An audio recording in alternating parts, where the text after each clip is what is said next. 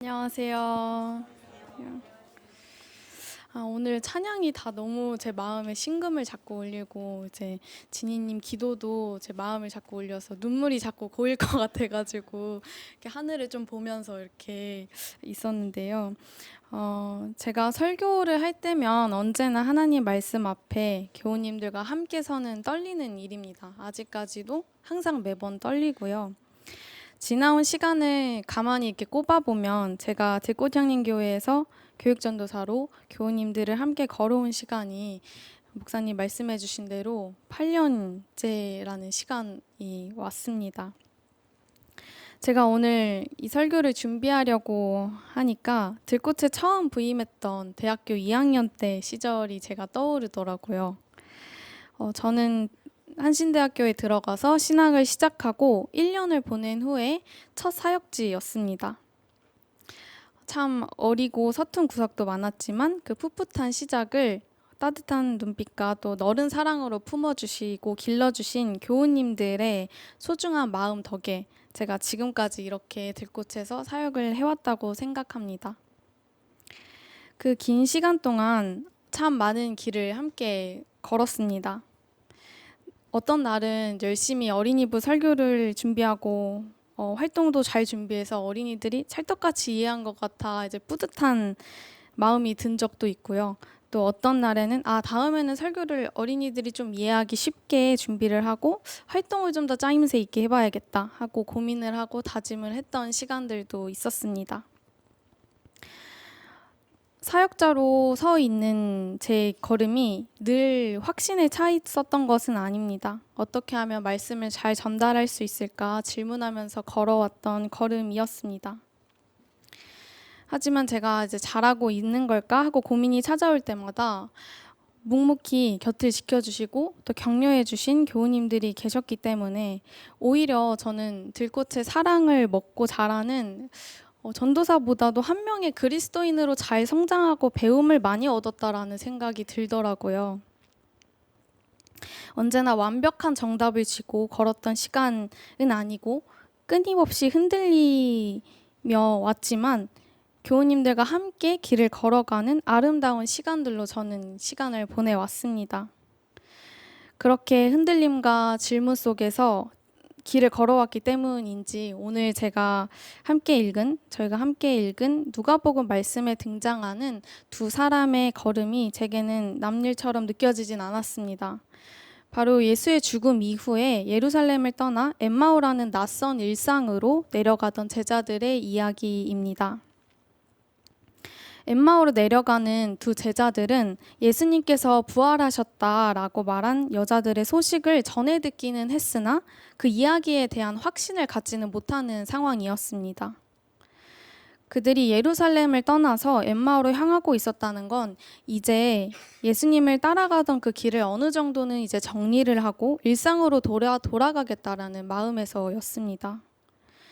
제자들이 생각할 때 좀 허망하다고 느꼈던 그 예수의 죽음은 그들에게 상실감과 실패감을 안겨주었고 부활의 소식은 믿을 수도 받아들일 수도 없는 막연한 이야기였을 것입니다. 누가복음 24장 15절에서 16절입니다. 그들이 이야기하며 토론하고 있는데 예수께서 가까이 가서 그들과 함께 걸으셨다. 그러나 그들은 눈이 가려져서 예수를 알아보지 못하였다. 부활하신 주님이 그들이 걷던 길 위로 오셨습니다. 그리고 자신을 알아보지 못한다고 책망하시지도 않으셨고 내가 바로 그 예수다라고 증명하지도 않으셨습니다. 그저 묵묵히 그들 곁에서 함께 걸으셨습니다. 주님은 제자들이 신뢰하지 못하고 의문이 자꾸 생기는 그때에 찾아오셨습니다. 질문이 생길 때, 또 길을 잃은 것 같을 때 주님께서 제자들 곁에 오셔서 함께 걸으십니다. 우리는 때때로 확신이 있어야만 주님의 말씀을 들을 수 있다라고 생각합니다. 믿음이 흔들리지 않고 마음이 분명하게 생겼을 때, 또 모든 것이 정리되어 있을 때, 준비되어 있을 때에야만 하나님께서 우리에게 말씀하실 것이라고 생각하기도 합니다. 그러나 엠마오의 길에서 예수님은 오히려 확신 없이 흔들리고 있는 제자들에게 찾아오셨습니다. 믿고 있다고 말하기 어려운 때에 의심이 생기고 질문할 때, 또 헷갈리는 이야기들을 가지고 서로 토론하면서 길을 돌아설 때, 이미 모든 것들이 다 끝난 것 같아서 돌아가고 있을 때, 그때 주님은 그들에게 가장 중요한 말씀을 들려주셨습니다. 어쩌면 우리도 그렇습니다. 아무 의문이 없을 때보다 오히려 질문이 생겼을 때 어떤 말씀이 마음 깊이 들어올 때가 있습니다. 다 안다고 생각할 때보다 모르겠다고 고백할 때, 또 모르기 때문에 알고 싶다고 이야기할 때 들리는 답이 있습니다. 확신으로 가득 차 있을 때보다 내가 진리라고 생각한 믿고 있는 무언가에 100% 확신할 때보다 믿고 싶지만 의심이 들고 또 궁금한 마음으로 묻고 있을 때 주님께서 주시는 말씀이 그제야 비로소 내 삶의 이야기로 다가올 때가 있습니다. 그래서 저는 질문은 믿음의 반대말이 아니라 믿음의 앞선 말이라고 생각합니다. 어린이들이 자라나서 청소년이 되고 또 청년이 되어가는 것처럼 들꽃은 크고 작은 계절을 지나서 여러 변화를 지나왔습니다. 때로는 이 길이 맞나 답이 무엇인가 하는 고민하는 순간들도 있었을 것입니다. 그러나 지금 돌아보면 우리가 알아보지 못한 순간에도 잘 모르겠던 그 순간들에도 주님은 우리와 언제나 항상 함께 걷고 계셨습니다. 우리가 주님을 선명하게 알아보지 못했을 그때에도 주님께서는 우리와 함께 계셨습니다. 예수님께서 두 제자에게 먼저 물으십니다. 너희가 길을 가면서 서로 주고받고 하는 이야기가 무엇이냐? 예수님은 십자가와 부활의 모든 전말을 아는 유일한 당사자셨습니다. 그런데 이 내용에 대해서 직접 가르치려고 하지 않으셨습니다. 이 장면에서 예수님의 교육 방식을 볼 수 있는데요. 예수님은 정답을 던져주는 방식으로 제자들을 변화시키지 않으셨습니다. 대신에 그들이 어디에서 낙심했는지, 어떤 것을 기대했었는지, 또 무엇을 오해했는지를 직접 말하게 하셨습니다. 그리고 그들의 이야기를 들으신 뒤에야 그제야 모세와 모든 선지자의 글로부터 시작한 성경을 풀어주셨습니다. 이 엠마오 이야기는 공동체가 성경을 어떻게 이해해야 하는지 또 어떻게 접근해야 하는지 보여주는 이야기이기도 합니다. 부활신앙은 예수님이 겪었던 고통과 제자들이 겪었던 상실감과 삶의 아픔을 덮고 다시 새롭게 시작하는 것이 아니라 그 아픔 안에서 어떻게 하나님의 이야기를 다시 들을 것이냐는 것입니다. 이 부분은 제가 지난 시간 동안에 어린이부 사역을 또 돌아보게 하는데요. 교육은 정답을 가르치는 것보다 한 사람의 삶과 또 마음의 귀를 기울이는 일, 이야기를 듣는 일이 더 중요하다는 것을 알게 되었습니다. 어린이들이 던지는 엉뚱하고도 깊은 질문들, 또 예배 후에 오가던 짧은 이야기들 그 시간 속에서 저는 가르치기만 한 것이 아니라 오히려 많이 배웠던 시간입니다. 예시아가 지금 고등학생이니까요. 제가 예시아를 처음 본 게 초등학교 3학년인데요. 여름이는 초등학교 들어가기 전인 때였습니다. 근데 그때 어린이들이 전도사님, 하나님은 보이지 않는데 어떻게 계세요? 이런 질문을 하기도 하고요. 예수님은 왜 착한 사람인데 십자가에 돌아가셔야 했나요? 이런 질문도 했었습니다. 이런 날카로운 어린이들의 질문에 역시 들꽃 퀴즈들은 다르군 했던 생각도 했고요. 이런 거는 제가 답변을 준비하지 않으면 대답할 수 없는 일이겠다 이런 생각도 했습니다. 제자들이 예수님을 알아본 순간은 길 위에서 예수님의 긴 설명을 듣고 있을 때는 아니었습니다. 그들의 눈이 함께 떡을 떼는 그 자리에서 열렸습니다. 누가복음 24장 30절에서 32절입니다. 그리고 그들과 함께 음식을 잡수시려고 앉으셨을 때 예수께서 빵을 들어 축사하시고 떼어서 그들에게 주셨다. 그제야 그들의 눈이 열려서 예수를 알아보았다. 그러나 예수께서는 그들에게서 사라지셨다. 그들은 서로 말하였다. 길에서 그분이 우리에게 말씀하시고 성경을 풀이해 주실 때에 우리 마음이 속에서 뜨거워지지 않았습니까? 평범한 식탁의 자리에서 그들의 눈이 열렸습니다. 누가복음에서 식탁은 예수가 누구인가를 가장 잘 드러내는 공간이기도 합니다. 예수님은 식탁에서 죄인과 가난한 이들과 함께 하셨고 배제된 이들을 하나님 나라의 자리로 초대하셨습니다. 식탁은 환대의 공간이었고 경계를 무너뜨리는 공간이었습니다. 그 평범한 밥상 자리를 하나님 나라의 환대의 공간으로 변모시킨 것입니다. 여기서 아주 신비한 일이 일어나는데요. 주님은 떡을 떼어주실 때 제자들이 예수님을 알아보게 됩니다. 그런데 바로 그 순간에 주님께서 그들의 눈앞에서 확 사라지십니다. 드디어 알아보았는데 주님이시다, 예수님이시다를 알아보았는데 주님은 제자들이 붙잡고 소유할 수 있는 방식으로 곁에 머물러 계시지 않으셨습니다. 그러나 이 사라지심 덕분에 제자들은 그 자리에서 박차고 일어나 다시 길을 떠납니다. 주님이 지금은 눈앞에 보이지 않지만 주님께서 깨달음을 주신 말씀과 떡의 기억을 가지고 다시 예루살렘 공동체로 돌아갑니다.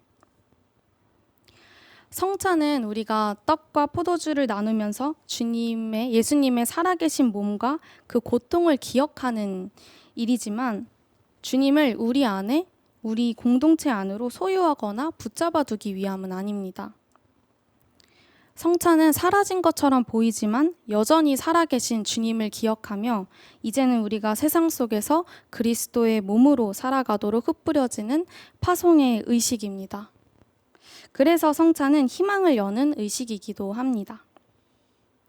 주님이 보이지 않아도 떡을 떼고 마음을 나눌 때 공동체는 다시 살아갈 힘을 얻습니다. 예수를 알아본 제자들도 다시 예루살렘으로 돌아갑니다. 그들이 떠나왔던 곳, 절망을 경험했던 곳으로 다시 돌아가게 됩니다. 그러나 이제 그 자리는 주님을 만난 것을 증언하는 새로운 자리가 됩니다. 이것이 부활신앙의 방향이 어디를 향해 있는가를 알려줍니다. 부활은 우리를 현실 밖으로 완전히 새로운 곳으로 데려가지는 않습니다. 부활은 우리를 다시 공동체로, 또 다시 삶의 자리로, 다시 증언하는 곳으로 보냅니다. 엠마오의 두 제자는 개인적인 체험에 머물지 않고 그들은 공동체로 다시 돌아가고 공동체 안에서 그 체험을 나눕니다. 그리고 그들의 기억은 공동체의 믿음으로 자리 잡게 됩니다.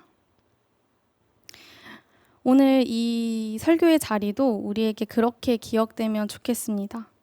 제가 오늘 들꽃의 전도사로 마지막을 말하고 있지만 사실 이것은 끝이 아닙니다.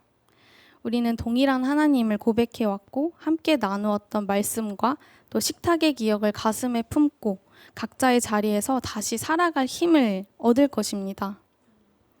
들꽃 향린에서의 시간은 저에게 절대 사라지지 않습니다. 제가 8년이라는 그 시간 동안 들꽃님들과 함께 걸은 시간, 그 길, 함께 나눈 말씀, 함께 만든 시간은 제가 앞으로 걸어갈 사역의 길을 비추는 든든한 등불이 될 것입니다. 고린도전서 3장 6절에서 7절입니다. 나는 심고 아볼로는 물을 주었습니다. 그러나 하나님께서 자라게 하셨습니다.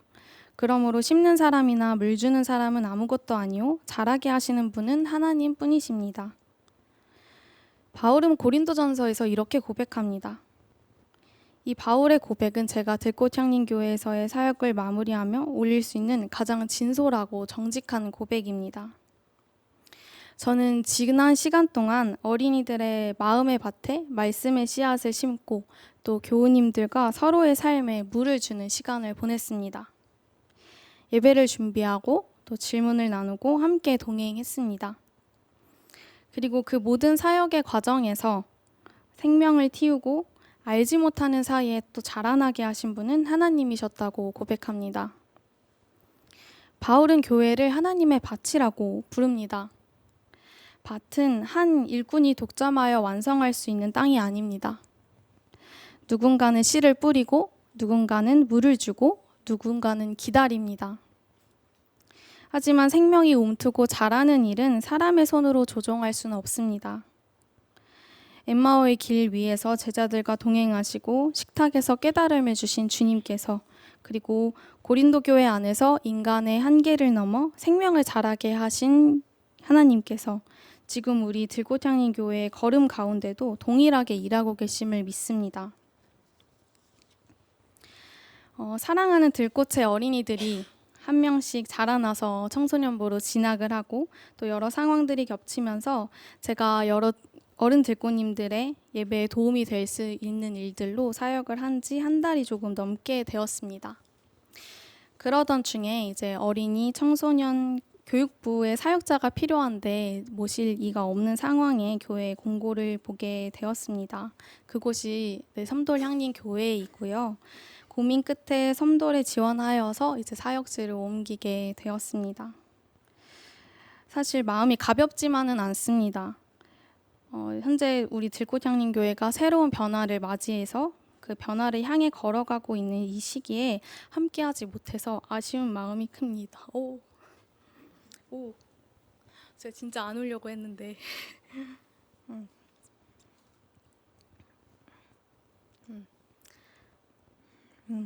네, 끝까지 들꽃의 자리를 함께 지키지 못한 마음에 아쉬운 마음이 정말 크고, 제가 이제 저의 교육부 사역을 향한 이제 걸음으로 인해서 새로운 사역지로 이동을 하는 것에 응원해 주시고 또 기도해 주시면 좋겠습니다. 사랑하는 들꽃향림 교우 여러분, 우리가 주님을 알아보지 못하는 숱한 순간에도 주님은 늘 우리 곁에 오셔서 함께 걸으셨습니다. 우리가 눈물로 심고 기쁨으로 물 준 모든 만남과 시간 속에서 하나님은 보이지 않는 손길로 생명의 역사를 일구어 가고 계셨습니다. 우리가 미처 다 이루지 못한 일들, 또 다 이해하지 못한 시간들, 또 다 전하지 못한 마음들까지도 주님께서 넓은 품으로 품고 계심을 믿습니다. 서툴렀던 대학교 2학년 전도사를 사랑으로 품어주시고 또 8년이라는 또 긴 시간 동안 묵묵히 동행하며 길러주신 모든 들꽃님들께 큰 감사를 드립니다. 들꽃의 따스한 품이 있었기 때문에 제가 사역자로 한 사람의 그리스도인으로 잘 성장할 수 있었습니다. 들꽃님들이 보내주신 격려와 사랑을 걸음 삼아 저는 다음 걸음도 하나님께 온전히 맡겨드리며 씩씩하게 걸어가겠습니다. 비록 사역의 자리는 달라지지만 들꽃향림에서 함께한 시간과 교우님들의 사랑은 오래도록 제 마음에 남아있을 것입니다. 특히 몸이 아파 고단한 시간을 보내고 계신 교우님들, 또 삶의 여러 무거운 아픔을 마주하고 계신 교우님들의 이름을